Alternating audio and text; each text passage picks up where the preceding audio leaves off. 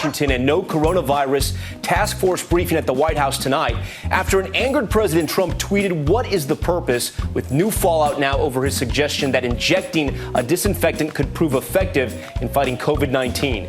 Here's ABC's Rachel Scott.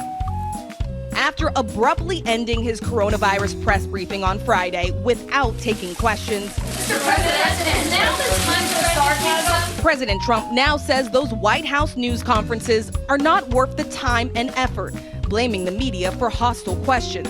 And on Thursday, after hearing research about ways to kill the virus on surfaces and in the air, the president tossed out this idea. And then I see the disinfectant, where it knocks it out in a minute, 1 minute.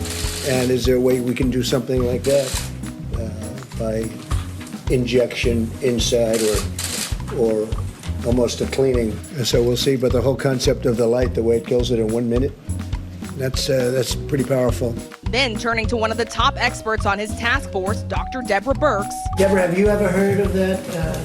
The heat and the light relative to certain viruses, yes, but relative to this virus? That is a treatment. The president later said he was being sarcastic, and Birx today pushed back against the media's coverage. Well, I think it bothers me that this is still in the news cycle because I think we're missing the bigger pieces of what we need to be doing. The president's comments put officials and companies on alert, issuing warnings not to ingest disinfectants.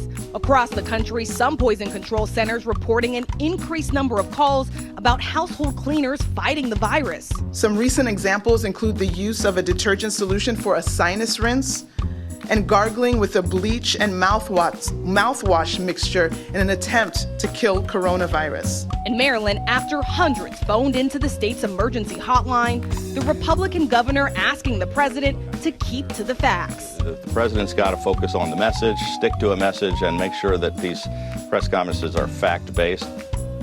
Tom, the president has held nearly 50 briefings since February. He could spend up to 2 hours behind the podium. For weeks, some aides have pushed him to make them shorter or just completely stop doing them. But the White House press secretary says that decision is entirely up to the president.